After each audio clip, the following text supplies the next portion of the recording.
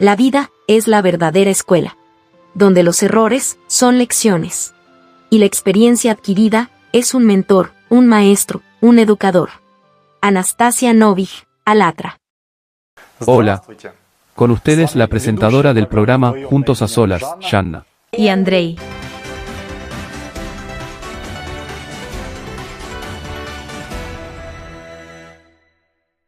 El libro, Alatra, contiene materiales únicos, que permiten comprender que a lo largo de la historia de la humanidad, el conocimiento sagrado más elevado fue el conocimiento sobre el desarrollo espiritual del humano. Esto se remonta al Paleolítico, al Neolítico y a otras épocas, incluyendo nuestros días. Las personas transmitieron cuidadosamente esta información de generación en generación. ¿Por qué aspiraban a eso? ¿Cómo se perfeccionaron a sí mismos? ¿Y cómo lograron un cambio interno cualitativo, transformándose en seres espirituales? Me interesaba entender esto, en primer lugar para mí mismo, para comprender más de lo que me ofrece el sistema del mundo material, para comprender por qué me dieron la vida en este mundo tridimensional y cómo llevarla a cabo racionalmente. Cuando una persona vive con los problemas del mundo material, se ve constantemente abrumada por la decepción, la falta de sentido del camino recorrido, los problemas de la edad y las tragedias y experiencias personales. Lucha constantemente por la supremacía de su opinión, por su alfa importancia, por el derecho a sobrevivir y a no ser peor que los demás. Sus pensamientos están constantemente ocupados con el exterior, y por regla general, malgasta todas sus fuerzas únicas en lo mortal, lo externo, de hecho, sin comprender de dónde proviene este exterior, cómo nace el torbellino de eventos, cómo todo esto se proyecta en el mundo tridimensional. Las personas espirituales, los sabios santos, a quienes la gente acudía en busca de ayuda en todo momento, conocían las respuestas a estas preguntas. Pues, con la ayuda de las prácticas espirituales aprendían más de lo que el ojo humano ve y el cerebro humano distingue. En su momento, esto me interesó, porque si existían tales personas y valoraban el conocimiento espiritual, entonces se puede llegar a ser cualitativamente diferente.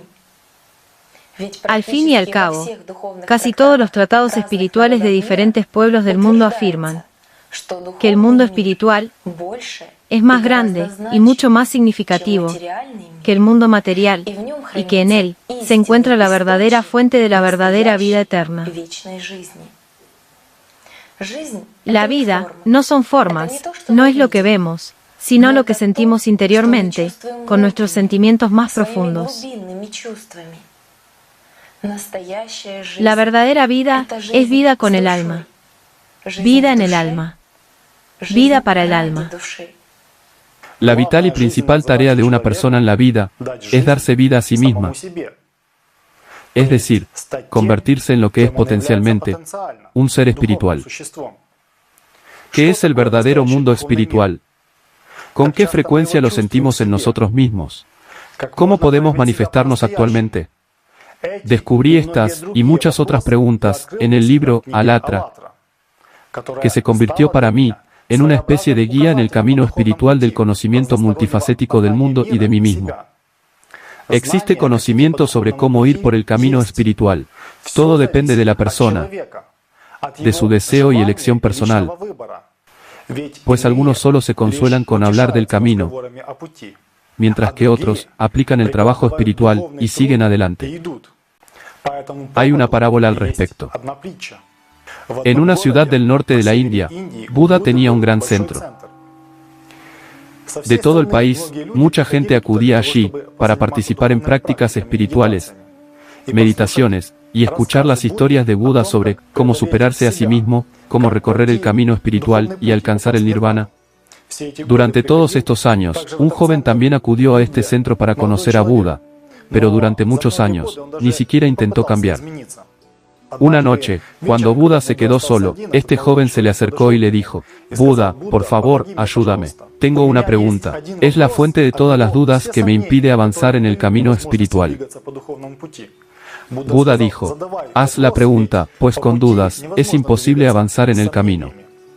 Y entonces el joven dijo, llevo muchos años viniendo a su centro, y encuentro a mucha gente. Muchos de ellos, por lo que veo, ya han alcanzado los niveles más altos, y han alcanzado el nirvana. Algunos, aunque no han entrado en nirvana, pero han cambiado mucho para mejor. Y muchos, como yo, no solo no han cambiado, sino que han empeorado. ¿Por qué ocurre esto? Al fin y al cabo, si usted, tan omnipotente y virtuoso, fue capaz de llegar hasta el final, y usted posee una fuerza tan enorme, no podría liberarnos a todos nosotros. A lo que Buda respondió, dime por favor, ¿dónde vives tú?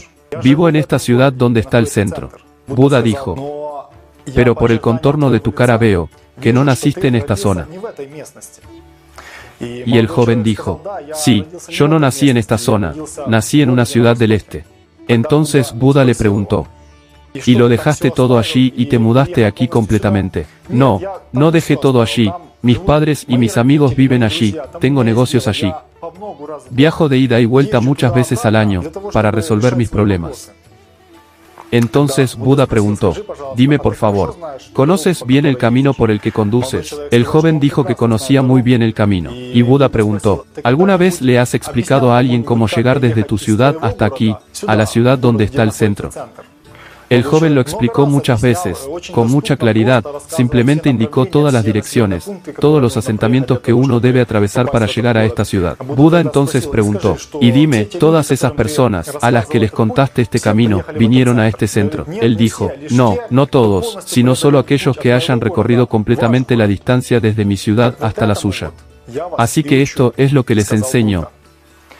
Dijo Buda, mucha gente viene a mí y me pregunta cómo alcanzar el nirvana, la liberación. Les explico solo lo que yo mismo he pasado. Algunas personas asienten con la cabeza y solo evalúan mis palabras, diciendo, bien dicho, buen camino, maravilloso camino, pero ellos mismos no hacen el esfuerzo de dar al menos un paso, y acercarse a la meta a lo largo del camino espiritual. Pero, si una persona no hace esfuerzos adicionales, ¿cómo puede esa persona alcanzar la meta final? Nadie hará el trabajo espiritual de una persona por ella. Nadie puede llevar a otro sobre sus hombros a la meta final. Lo máximo que se puede hacer es compartir su experiencia. Pero, nadie puede ganar experiencia para alguien más. Cada uno debe ir por su cuenta, dar cada paso a lo largo del camino, por sí mismo. El que ha dado un paso a lo largo del camino, se ha acercado un paso más a la meta. El que ha dado 100 pasos a lo largo del camino, se ha acercado 100 pasos a la meta. El que ha superado todo el camino, ha alcanzado la meta final. Pero, la persona debe recorrer el camino por sí misma. En mi caso, me di cuenta de que lo más importante en una persona es la superación espiritual diaria, realizando la práctica espiritual y la meditación. Es importante la experiencia espiritual personal, a diario, tus esfuerzos personales, por trabajar en ti mismo. Para mí, el fruto más importante de mis esfuerzos en esta vida, solo puede ser la fusión de la personalidad con el alma. En esto reside la esencia de la vida humana. Es muy importante lo que vives en tus pensamientos cada día. Después de todo, si monitoreas tus pensamientos, te concentras en lo bueno y prestas más atención a tu principio espiritual, cada día te traerá algo inolvidable, algo útil para tu entendimiento interior. Este mundo es una escuela para cada uno de nosotros. Al comprender gradualmente diferentes procesos y fenómenos a través del prisma de nuestra experiencia espiritual, nos acercamos a lo nativo y familiar, a nuestra alma, al mundo real. En programas anteriores, ya hablamos sobre cómo empezar a dominar la meditación con el entrenamiento autógeno. Esta es una especie de etapa preparatoria de autoajuste, que se utiliza, entre otras cosas, en el deporte. El entrenamiento autógeno es una psicotécnica sencilla, durante la cual la persona aprende lo básico de cómo relajar el cuerpo, inhibe la actividad cerebral, controla los pensamientos, concentra la atención y la mantiene durante un tiempo prolongado. Puedo decir por experiencia personal que, aprendido los elementos básicos, con las habilidades iniciales ya adquiridas, es más fácil pasar a realizar meditaciones sencillas. En el programa de hoy, queremos compartir nuestra experiencia y la de nuestros amigos en la práctica de meditaciones sencillas iniciales, descritas en el libro de Anastasia Novikh, Sensei 1, que se puede descargar gratuitamente en Internet, así como el libro Alatra. Se trata de meditaciones como jarrón y la meditación de concentración en la punta de la nariz. Queremos compartir con ustedes las primeras dificultades que cada uno de nosotros encontró, lo que entendimos, y cómo superamos nuestros primeros pasos en la dirección espiritual, cómo la superación espiritual se convirtió en una cuestión seria y vital para nosotros. Esperamos que nuestra experiencia también les sea útil. Me di cuenta de que si decides seguir tu camino espiritual, es fundamental tomar una decisión definitiva y seguirla. Es importante emprender el asunto y mantenerlo con constancia, acostumbrándote gradualmente a la disciplina mental, a nuevos pasos de logro espiritual, en constante vigilancia y autocontrol, con pureza y un deseo sincero de comenzar a vivir el mundo espiritual. Esta es la clave del éxito y el logro para todos aquellos que siguen el camino espiritual. Mis amigos y yo recordamos hace poco, como algunos en su vida nos encontramos por primera vez con las prácticas meditativas. Al principio, a cada uno le fue diferente. En algunos surgía miedo y curiosidad. Otros se interesaban por algo nuevo y desconocido. Otros se sentían atraídos por la oportunidad de controlarse, aprender a controlar sus pensamientos negativos, etc. Es decir, cada uno tuvo su propia primera experiencia de aprendizaje. Pero, lo que a continuación y finalmente nos unió, fue la actitud responsable y seria, a la hora de realizar meditaciones.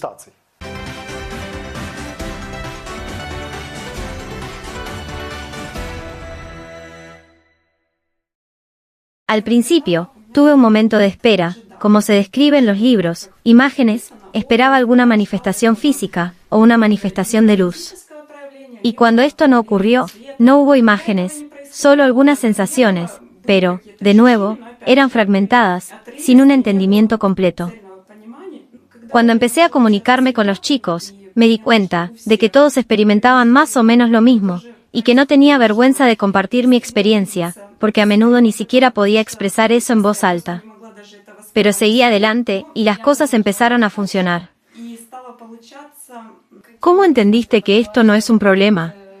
¿Que solo necesitas seguir adelante? Surgió un momento de confianza, confié en algo interno. Comprendí que nadie lo haría por mí. Me pregunté, ¿por qué hacía esto? Me ayudó a seguir adelante. Estoy totalmente de acuerdo con los chicos, y quiero decir, desde mi propia experiencia, que tienes que creer en ti mismo. ¿Por qué? Porque el cerebro, de hecho, no juega a nuestro favor. Es decir, él protege algo incomprensible. Si es incomprensible, eso significa que no es necesario asimilarlo todo.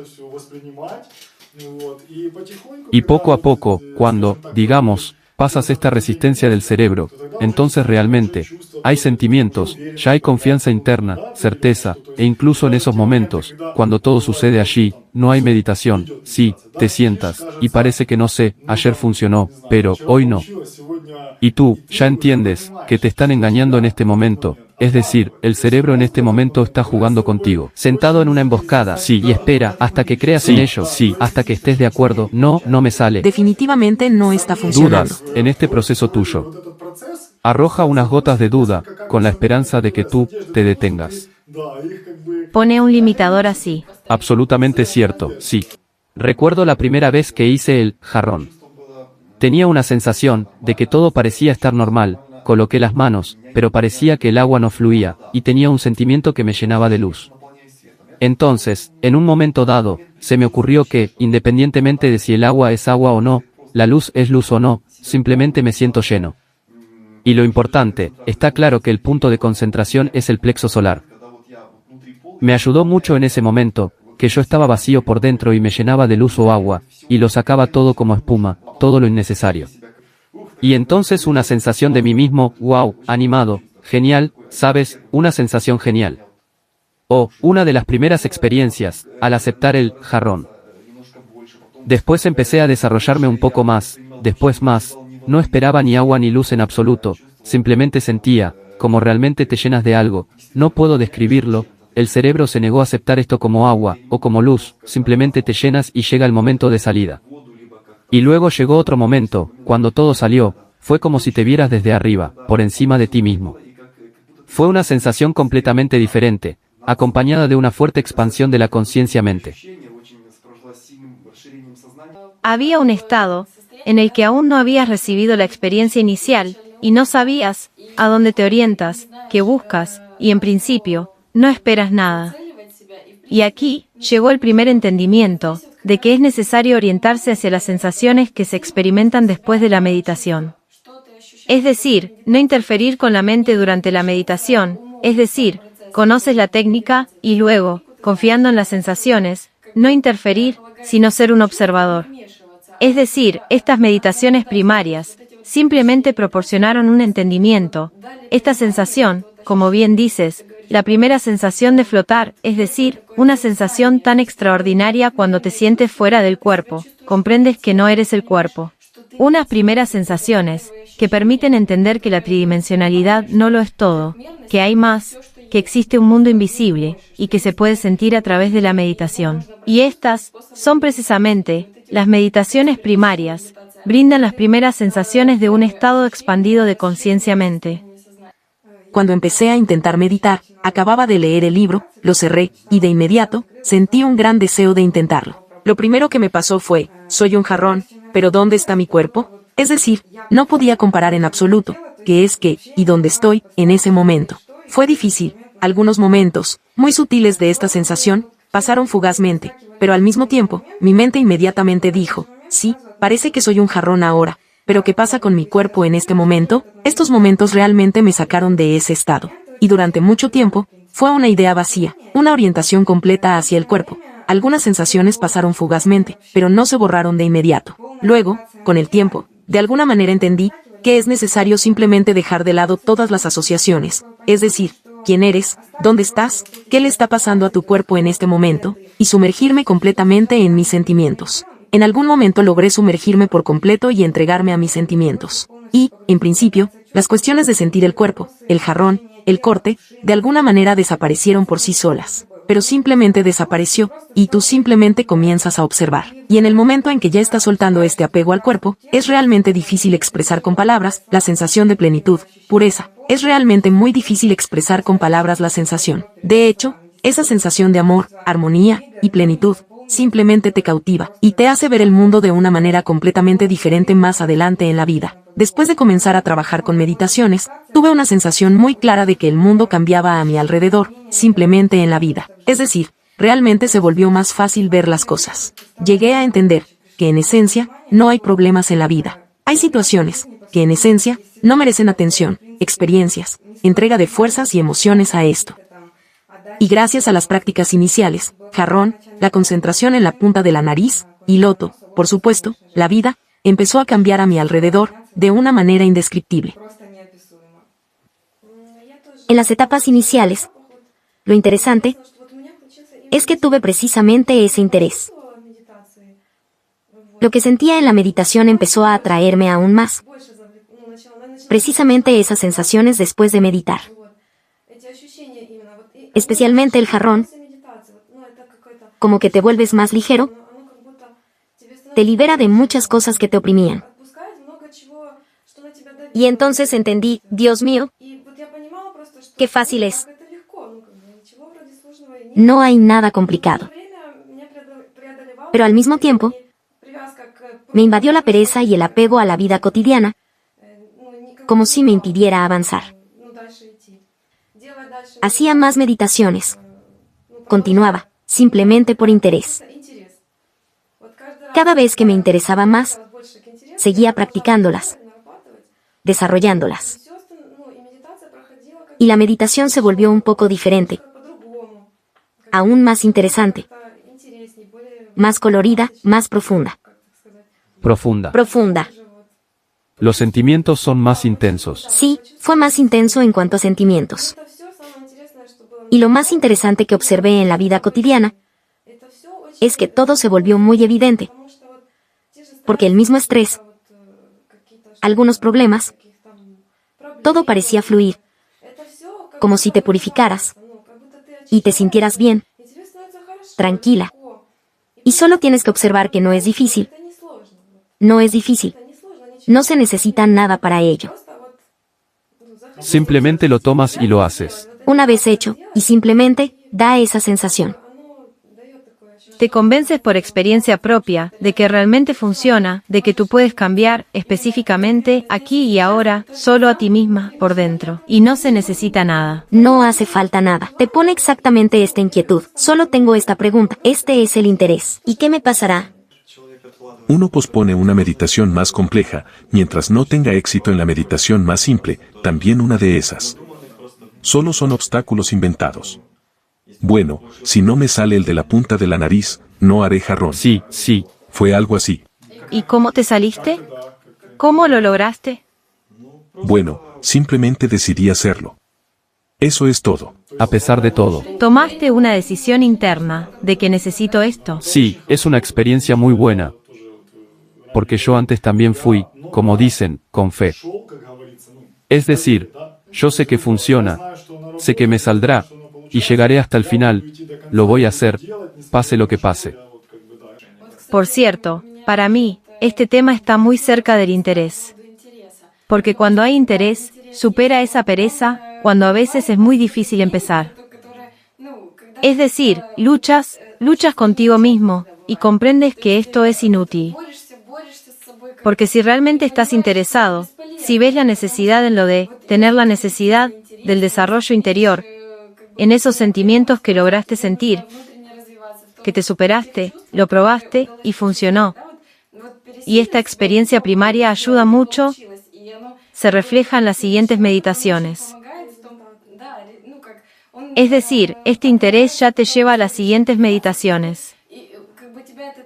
Es decir, ya no estás obsesionado con la pereza, con la indiferencia, sino que ya estás interesado en descubrir qué sucederá después. El interés es, por supuesto, la clave de muchas cosas, porque con la ayuda del interés, la pereza, el miedo, la falta de voluntad, todo se puede superar. Recuerden cualquier cosa que les interese hacer. No notas nada, no haces nada. En absoluto. Corres, simplemente es urgente, No duermes, no comes, ni no nada. duermes ni nada. Nada, hay un inconveniente, el tiempo corre Sí, rápidamente. eso es. Es muy interesante escuchar, y recordé cómo sucedió conmigo. Conmigo no fue por interés, sino por el deseo de que me funcione, y sucedió con esfuerzo. Es decir, al principio no tuve éxito con el jarrón, ni con la meditación de concentración en la punta de la nariz, porque ahora ya entiendo que me asociaba completamente con el cuerpo. Ni siquiera pensé que había algo más, y no me salió durante mucho tiempo. Simplemente estaba allí y lo hacía. Nunca pensé en mi vida que tuviera tantos pensamientos. Cada vez, un descubrimiento tras otro llegaba. Me ponía y simplemente lo hacía. De alguna manera, tuve persistencia. La comunicación con los amigos me ayudó mucho.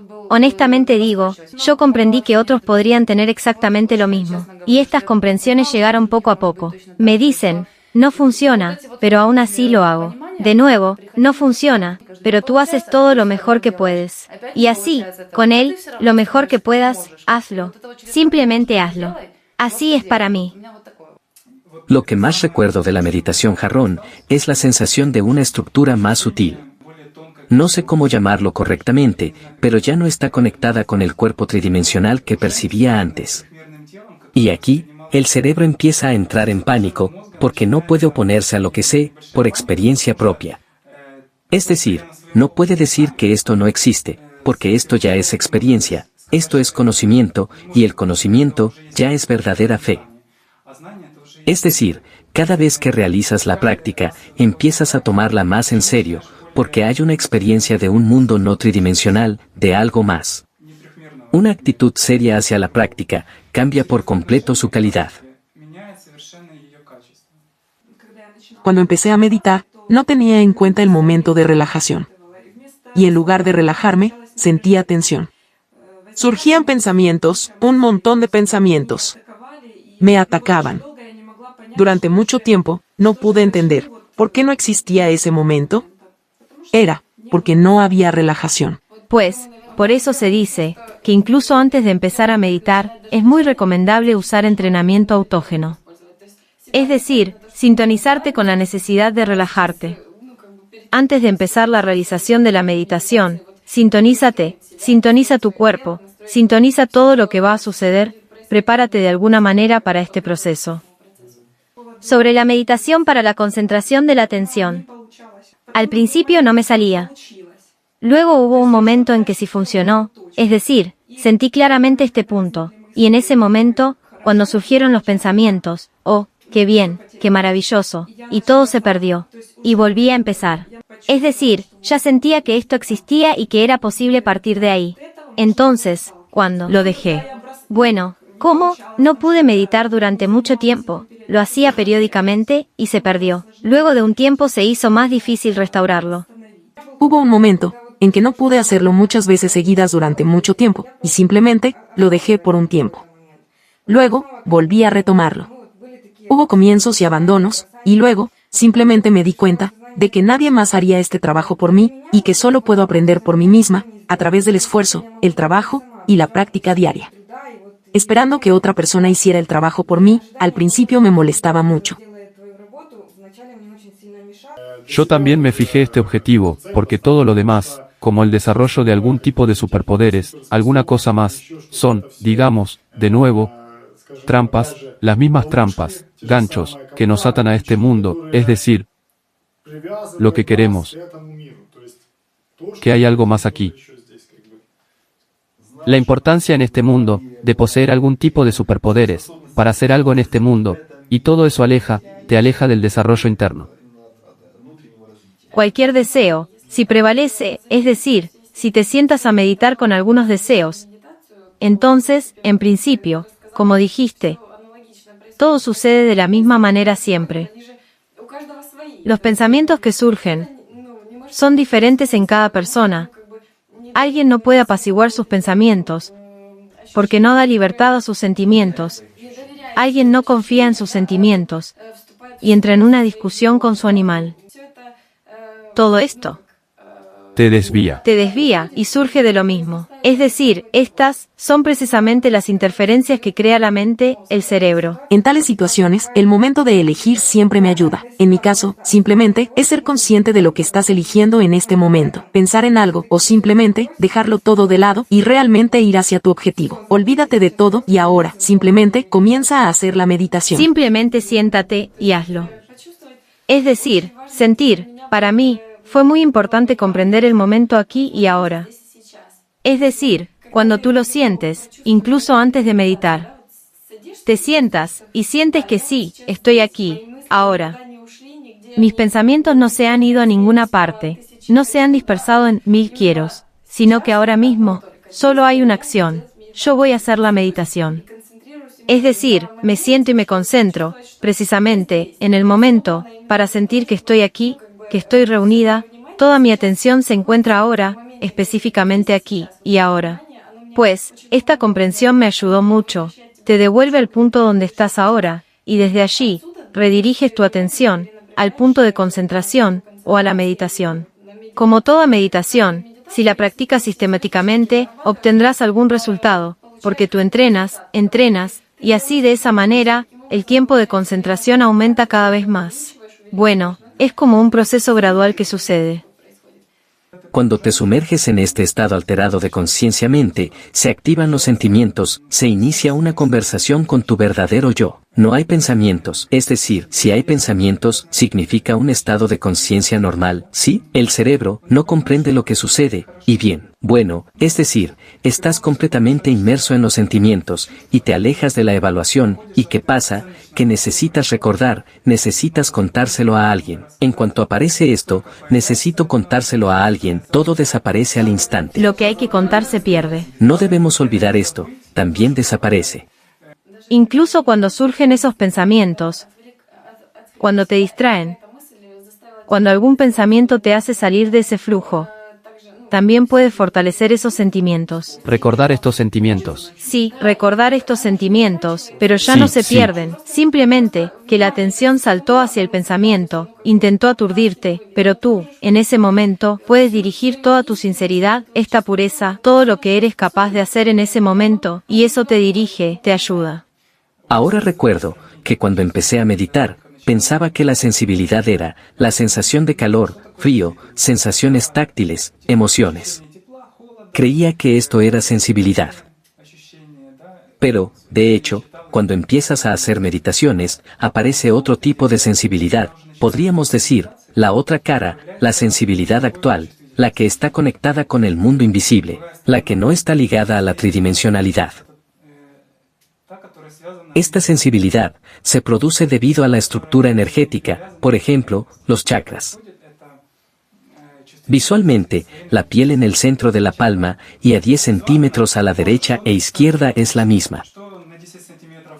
Y cuando empiezas a sentir y a desarrollar la sensibilidad, conectada con el mundo invisible, aparece el conocimiento, un conocimiento que no está conectado con la tridimensionalidad. Comprendes que el mundo es mucho más amplio de lo que imaginabas y de lo que tu cerebro te había dibujado antes. La sensibilidad sigue siendo, podría decirse, un paso hacia los sentimientos, y los sentimientos son aún más profundos. Intenté dar seguimiento a lo que me sucedía en mi vida diaria. Observé mi estado interior, y me resultó más fácil, me sentí más cómoda, más ligera. Y en la vida diaria, esto se manifestó de tal manera, que mis relaciones con las personas que me rodeaban, cambiaron. Yo también cambié por dentro. Todo lo que sucede en mi vida externa es mi estado interior. Es decir, cuando te sientes bien internamente, entonces, la imagen externa parece mejorar, porque ya no prestas mucha atención a las situaciones negativas, que antes considerabas negativas. Entendí que de alguna manera, no quería reaccionar de la misma manera que había vivido antes, que esta situación era inaceptable para mí, que podía hacerlo de alguna otra manera. Este es un momento realmente interesante, porque se nota correctamente. De hecho, en la vida cotidiana, uno empieza a orientarse no en lo externo, sino que intentas mantener el estado interno. Solo piensas en que aquí todo es normal, como sentiste la meditación, es decir, la pureza de la que hablamos, para no perturbarla, de alguna manera no agitar el agua, para no levantar esta suciedad. Y este es el objetivo de mantener esta limpieza dentro. Y está empezando a transformar, incluso, situaciones externas, paisajes externos. Y estos son precisamente los patrones endurecidos, que solo pueden eliminarse a través del trabajo personal sobre uno mismo. Fue la primera sensación de lo que es la pureza interior, específicamente en Jarrón, específicamente esa sensación. No es algo que el cerebro entienda, aquí hay pureza, o algo imaginado, pero es precisamente un estado, es decir, muy difícil de expresar con palabras. Fue, precisamente, esa primera impresión y sensación de lo que es la pureza interior, lo que recordé con mucha fuerza y me ayudó más tarde. Sobre la concentración de la atención. Para entrenamientos de concentración tan sencillos, por lo general, no es necesario asignar un tiempo ni un lugar específico. Esto se puede hacer prácticamente en cualquier lugar y casi siempre puedes entrenar. Es decir, viajas en transporte público, te sientas en el trabajo, te reclinas en el sofá, cierras los ojos, te concentras y aguantas hasta que sientas la tensión. Es igual, si estás en el metro o en el autobús, no haces nada prácticamente. ¿Por qué no? En la meditación, empecé a luchar contra los pensamientos. Con el desarrollo de la meditación, comprendí que ellos existen, y siempre existirán, simplemente no hay que prestarles atención. Y en general, los pensamientos juegan un papel importante en la vida. Es decir, realmente le dan forma a la vida. De hecho, vale la pena reflexionar seriamente sobre ello, y la meditación, por supuesto, ayuda a comprender que el pensamiento juega un papel fundamental. ¿Y qué pensamientos también requieren atención? Atención, pensamiento. Todo es tan importante, que para mí, se convirtió en un hilo conductor. En realidad, todo está conectado. Bueno, sí, si piensas que todo está mal, si piensas constantemente que todo está mal, entonces todo será malo. Si piensas que todo está bien, si piensas constantemente que todo está bien, entonces todo parecerá estar bien. Incluso, externamente puede haber algún tipo de provocación de que algo anda mal, pero en realidad, en tu interior sientes, no, todo está bien. Entonces, si quieres cambiar el mañana, empieza a pensar bien hoy. Y luego tú, lo primero que entenderás, que es, aquí y ahora. En segundo lugar, el mañana, por ejemplo, también será aquí y ahora. Porque los pensamientos no son enemigos, solo son portadores de información. Y consejos de algún tipo. De hecho, hay situaciones que podemos percibir como negativas, o se pueden percibir como positivas, es decir, como te sintonizas con el día, cuando algo sucede. Mira, estabas en un buen estado, digamos, que las meditaciones fueron muy bien, hubo una buena oleada, y hay alguna situación que está tratando de sacarte de ese estado. En ese momento, tienes dos opciones, emocionarte y enojarte, mostrar agresividad u otras emociones negativas, y existe una opción, intentar preservar, incluso en esa situación, ese sentimiento interno.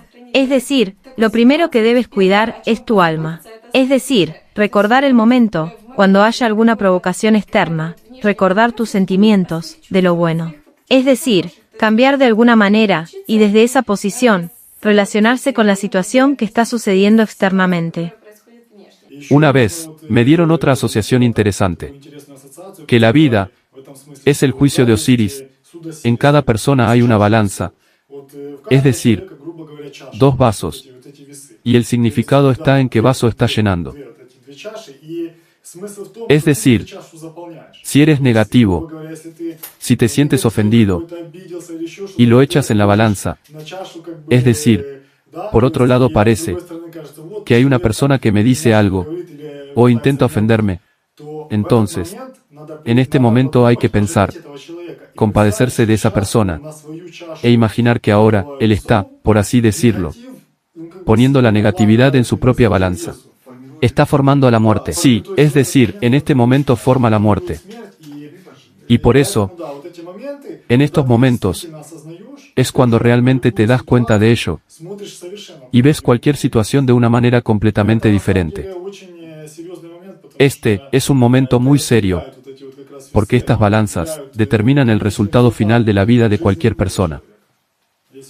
También hay una buena frase en el libro Sensei 1. Un pequeño impacto puede tener el mayor resultado. Es decir, realmente lo entiendes con la experiencia. Muchas gracias a todos por la conversación, muy interesante.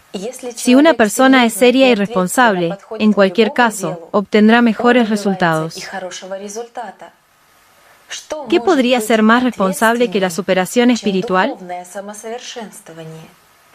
Con el tiempo, comprendes que si vives esto, y te esfuerzas con todo tu ser por alcanzar el mundo espiritual, no te detienes en las dificultades, ni evalúas su complejidad, sino que simplemente la superas con confianza y avanzas.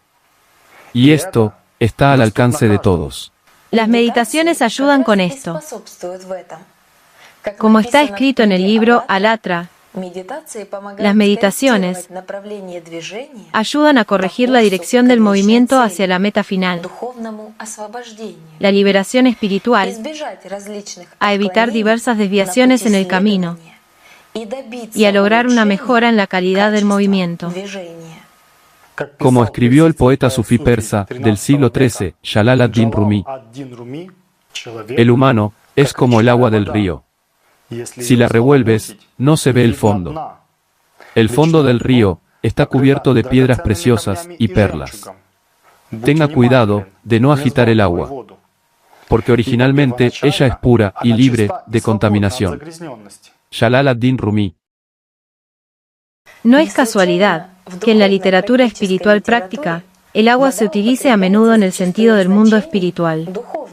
En el libro Alatra está escrito que en el conocimiento sagrado del universo, el agua representaba el símbolo del otro mundo, diferente del terrenal, por lo que la conexión con el mundo espiritual se solía denotar de esta manera.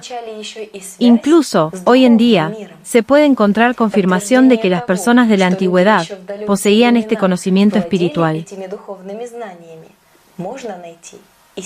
La veneración del agua y su dotación de cualidades sagradas une a todas las civilizaciones y culturas antiguas del mundo, sin excepción.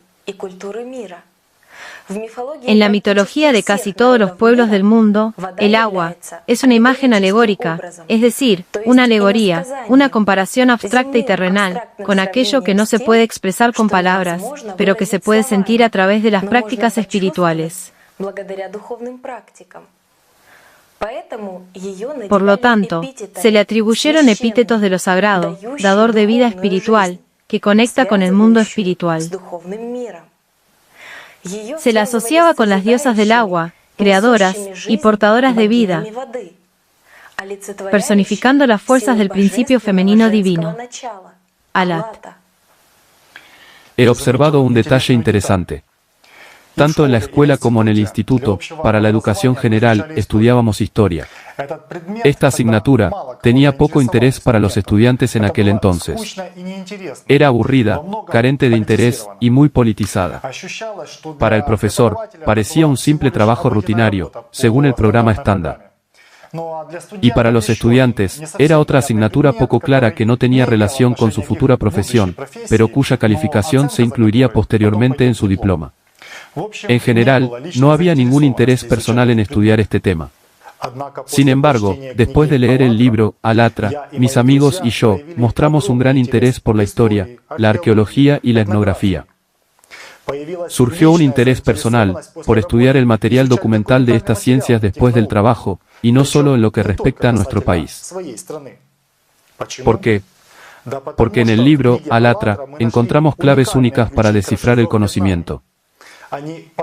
Nos permiten comprender cómo las personas de la antigüedad hablaban asociativamente sobre el mundo espiritual y con qué cuidado transmitían este conocimiento.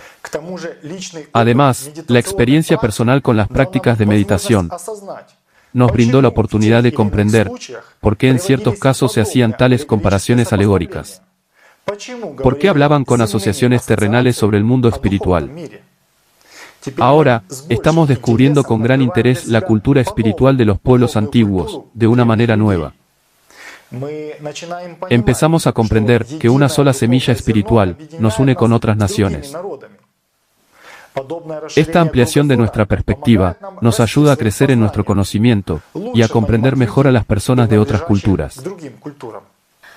Nos gustaría compartir con ustedes algunos de nuestros interesantes hallazgos sobre los mitos, sobre la creación del universo a partir del agua, es decir, la creación del universo material por el mundo espiritual.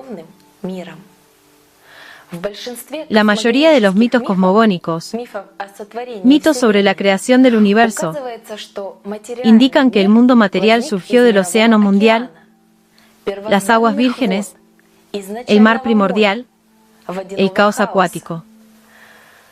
En esencia, estos mitos de la creación reflejan la idea principal. El primordial es precisamente el mundo espiritual, y exactamente de él, o a través de él, es que se creó el mundo material visible.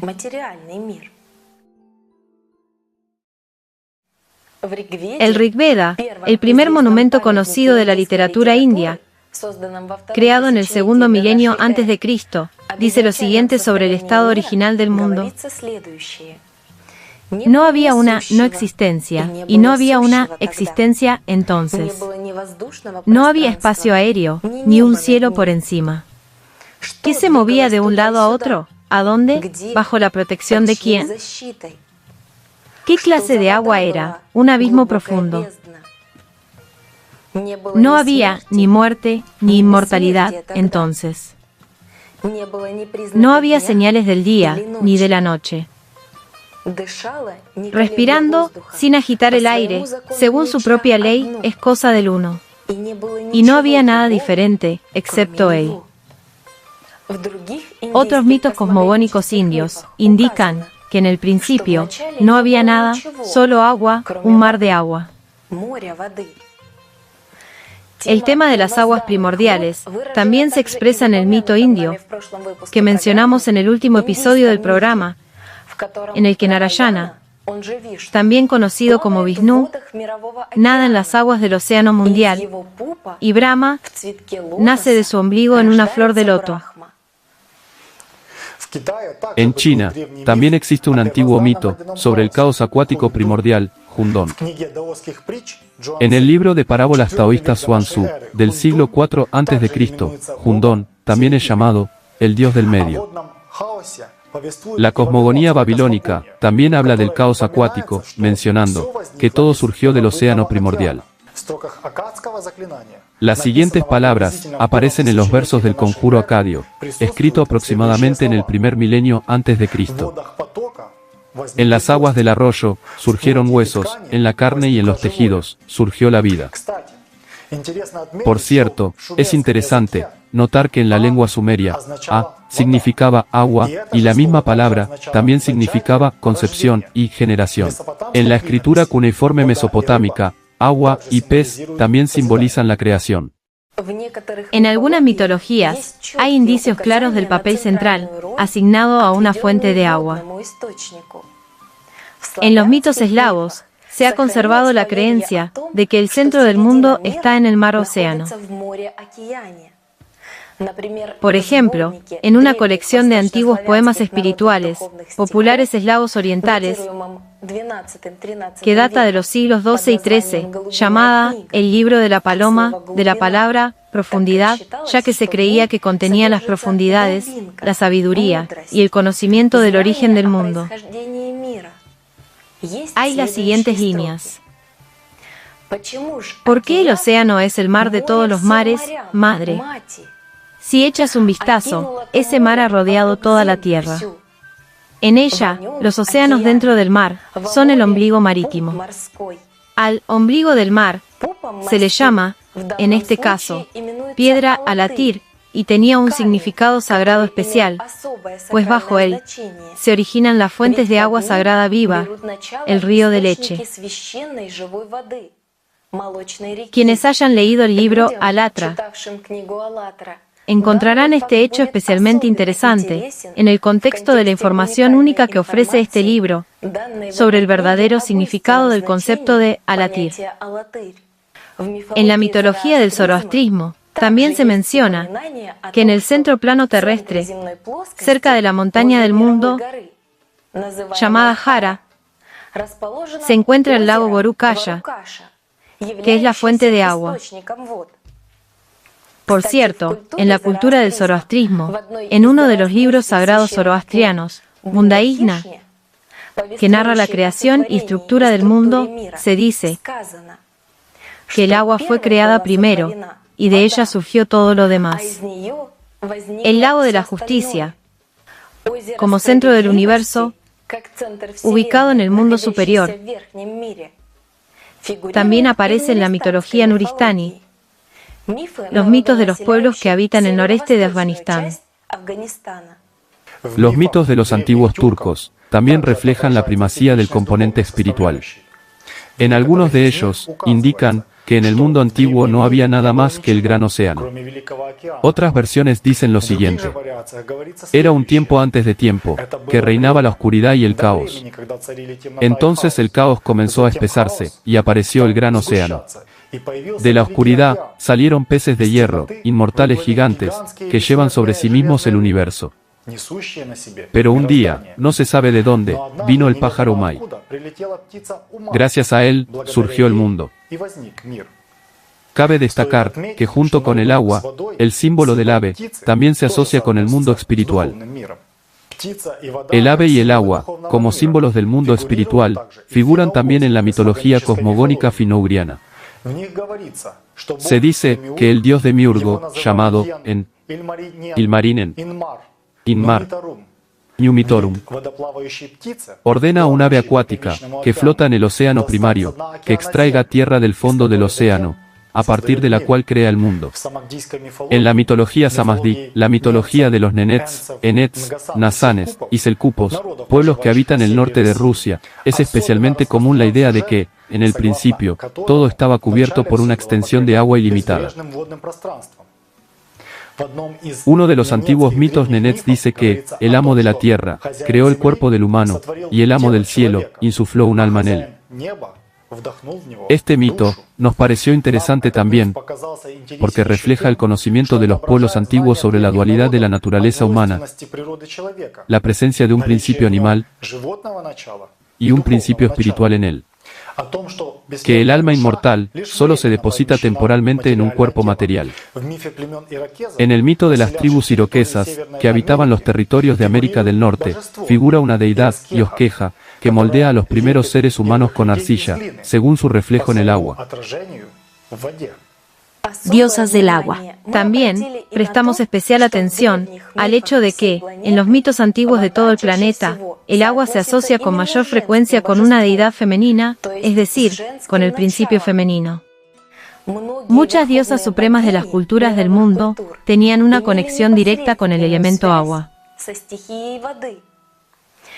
La diosa egipcia Isis, esposa de Osiris, personificadora del principio femenino espiritual creador, también era considerada la diosa de la fertilidad, el agua y el viento, y la diosa de la navegación. La idea de que Isis era la dueña de las aguas fluviales y marinas, y la patrona de los marineros, se remonta a las primeras creencias egipcias.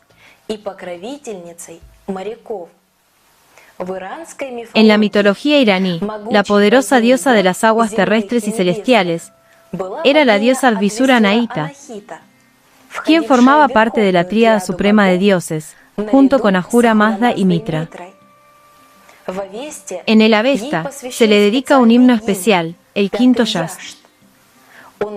Se llama Avanshas, el himno a las aguas.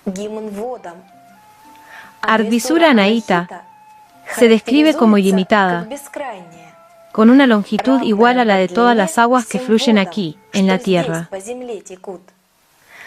En esta descripción, el concepto de infinito apunta al mundo espiritual. La diosa india Lakshmi, mencionada en vídeos anteriores, nació de las aguas primordiales del océano mundial. Es curioso que Amaterasu, la diosa suprema del panteón de la religión tradicional japonesa Shinto, nacida de gotas de agua, con la que el dios lavó su cuerpo, según la leyenda, creó las islas japonesas. A juzgar por los petroglifos restaurados y los fragmentos de figurillas de arcilla, los indígenas centroamericanos veneraban a una deidad femenina suprema, convencionalmente llamada la diosa de las trenzas, 5000 años antes de nuestra era. Dado que esta diosa solía ser representada como una chica con 4 trenzas, se creía que la leche celestial, la lluvia, fluía de sus pechos, era la dueña de toda la humedad. Se cree que posteriormente se convirtió en el prototipo de la diosa del agua, Chalchiuhtlicue, que significa la que viste de jade, quien en la mitología azteca era la diosa del agua fresca, los lagos, los mares y los ríos. La hipóstasis de Chalchiuhtlicue era también la venerada diosa del océano, las aguas corrientes y los ríos, Acuecusiotisihuati. También protegía a las mujeres en el trabajo. En la cultura de Catalguyuk, 7000 años antes de Cristo, ubicada en el territorio turco, la diosa también era representada como una mujer pez, lo que significaba una inmersión meditativa en un estado alterado de conciencia-mente. Es interesante notar que, a juzgar por la investigación arqueológica de las culturas antiguas de los pueblos eslavos, por ejemplo, culturas como Vincha, Tripolie, la cultura Kiorios y otras, que datan del año 5000 al 3000 a.C. En estos territorios, las deidades femeninas eran especialmente veneradas. Y además, todas las imágenes de agua estaban asociadas con imágenes y estatuas femeninas. En otras palabras, el principio femenino era un atributo invariable de todo lo asociado con el agua. Así, se han encontrado muchos objetos, donde una figura femenina se combina con un recipiente, sostiene un recipiente en sus manos, o sobre su cabeza, o como si ella misma lo fuera. Basándose en el conocimiento establecido en los libros de Anastasia Novich, la fuerza del principio femenino, la fuerza de Alat, juega un papel primordial en el desarrollo espiritual de cada persona. Por eso, los antiguos pueblos eslavos saben de ello, la representaban como un receptáculo de fuerzas espirituales. Además, las figurillas e imágenes femeninas solían estar decoradas con líneas onduladas de diversa naturaleza y tipo, que, según los investigadores, representaban el agua. Si comparamos esta interesante información con el conocimiento primordial expuesto en el libro Alatra, veremos una capa más profunda de información, cuidadosamente preservada para nosotros, por los antiguos eslavos. Así que, un signo en forma de onda es una antigua designación de energía, sus características, o como dirían hoy, un campo energético. Si se trataba de conocimiento espiritual y secreto sobre la persona, entonces, el número de líneas o franjas onduladas indicaba las energías de la dimensión con la que una persona trabaja en la práctica espiritual, o en qué dimensión se lleva a cabo la transición en ella, o simplemente simbolizaba el trabajo mismo en el mundo invisible. Una línea ondulada, en el simbolismo cotidiano, se usaba para representar agua o ríos. Y en el conocimiento sagrado del universo, el agua era símbolo de otro mundo, diferente del terrenal.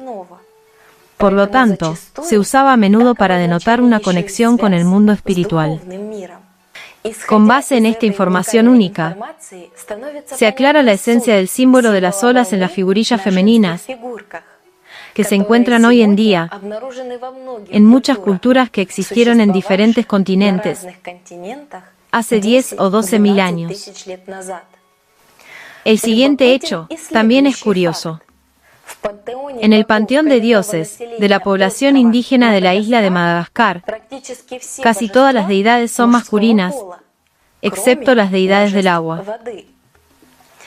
Todas las deidades del agua, en los mitos de Madagascar, aparecen en forma de mujeres: Fara, Rafara, Farabari, hija menor, virgen. Los nanasanos y los enets, pueblos que habitaban Taimir, veneraban especialmente a Mouniama, la Madre Suprema y patrona de todos los seres vivos, así como a Rib Binyama, la patrona de los peces, el agua madre. Río mundial. Muchas naciones tienen mitos sobre el río del mundo. Mundial, en la comprensión no ordinaria, sino cósmica, son ríos, mares u otras barreras acuíferas que separan el mundo visible del invisible. Básicamente, el concepto de mundo se refiere al río mítico de las religiones chamánicas, donde marca no solo la frontera entre la vida y la muerte, sino que también sirve de vínculo entre las zonas del universo.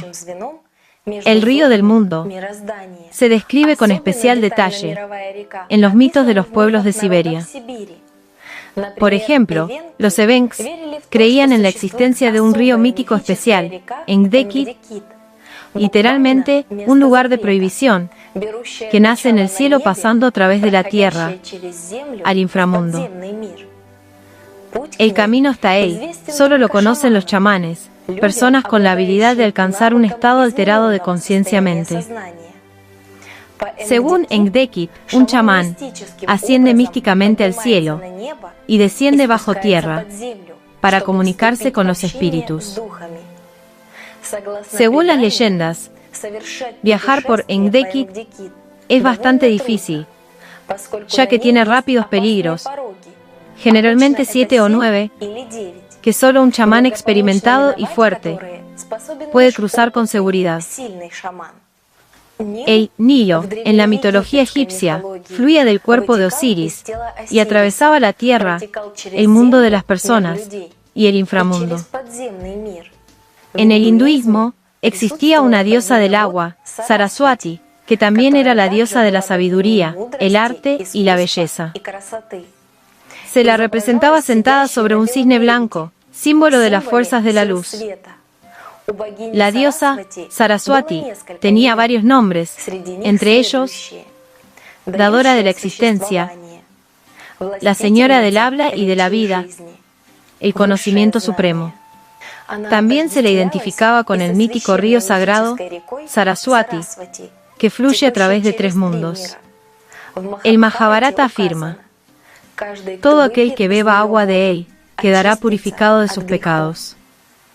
La idea de un río celestial que continúa en la tierra también se refleja en la mitología de los indígenas de América del Norte.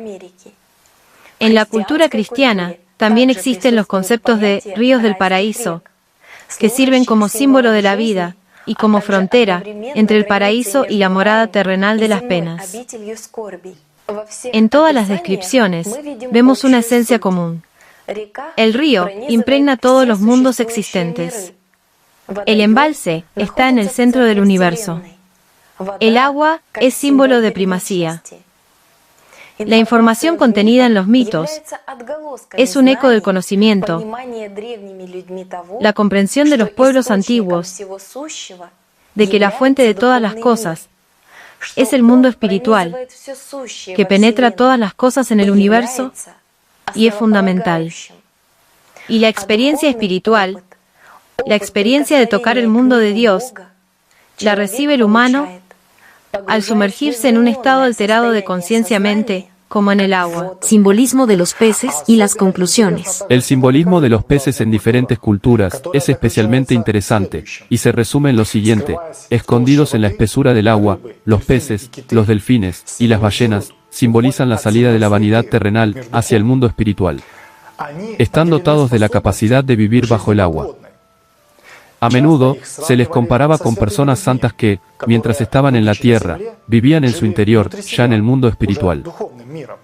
Anteriormente, las personas que entraban en un estado alterado de conciencia-mente eran representadas, simbólicamente, como peces. Por cierto, en el cristianismo, uno de los símbolos que representaba a Jesucristo era un pez. Es curioso que en la Biblia, en una conversación con la mujer samaritana, aparecen las siguientes palabras de Jesús: el que beba del agua que yo le daré, no tendrá sed jamás. Más el agua que yo le daré se convertirá en la fuente de agua actual en la vida eterna. Juan 4, 14, 35. Cualquiera que haya comprendido el verdadero significado global de los símbolos clave del libro Alatra verá el profundo significado de estas palabras que transmiten la esencia del desarrollo espiritual de cualquier persona, sin importar a qué cultura pertenece. Hemos presentado aquí solo algunos de nuestros hallazgos. Pero, repito, son especialmente interesantes cuando se conoce la clave para descifrarlos, cuando uno mismo trabaja en su desarrollo espiritual y tiene una visión del mundo que no es en absoluto materialista.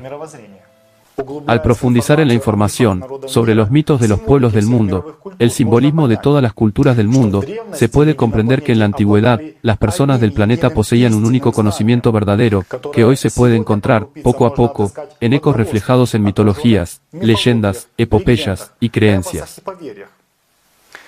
Los rasgos comunes obvios indican que las personas en la Tierra tenían una comprensión similar de la estructura del mundo, una comprensión de que el principio creador femenino y el mundo espiritual, la perfección espiritual, desempeñan un papel primordial y fundamental en la vida humana, y en la existencia de todo lo existente en su conjunto.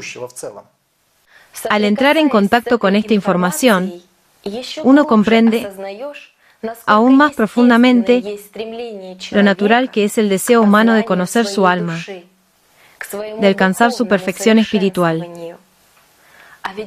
Pero, en la antigüedad, tal comprensión era la norma. En este contexto, la forma de vida y de pensar de la gente moderna no solo parece dañina, sino también completamente antinatural para la verdadera naturaleza del humano. La naturaleza que consiste en ser uno mismo, en alcanzar la verdadera libertad espiritual, en unirse con la fuente que originalmente le dio la vida.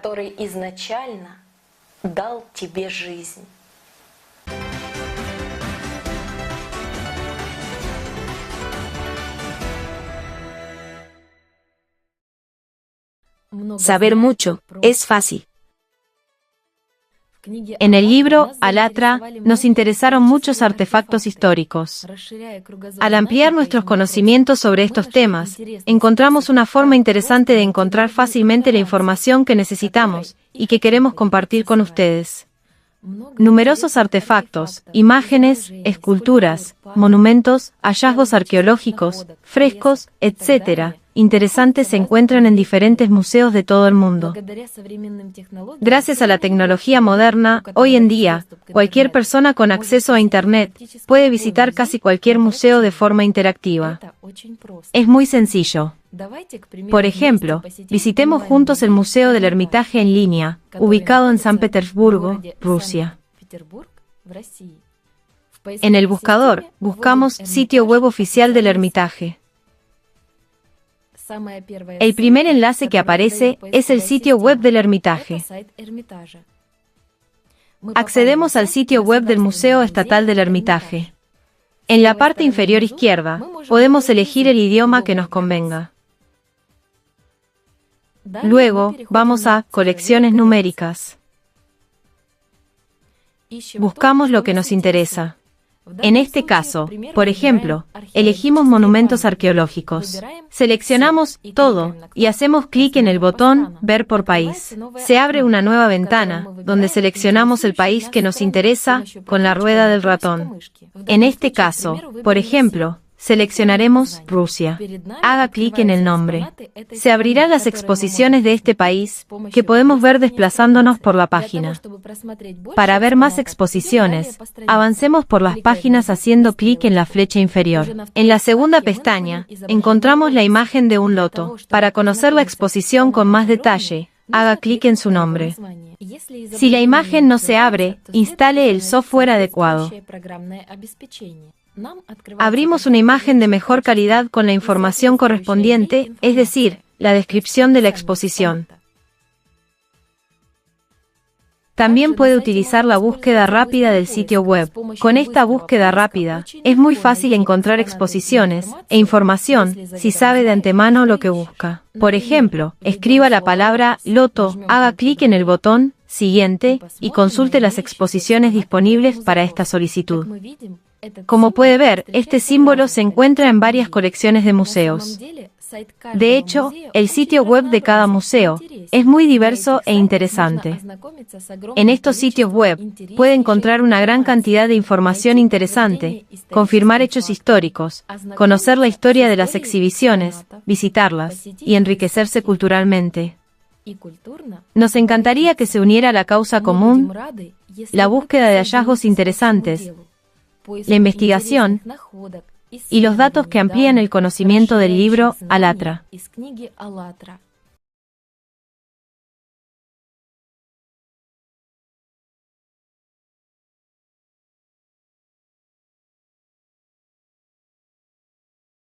El loto en la mano es la elección del camino espiritual, el portador del conocimiento. Imagen del video 13 del programa Juntos a Solas. La bondad genera bondad.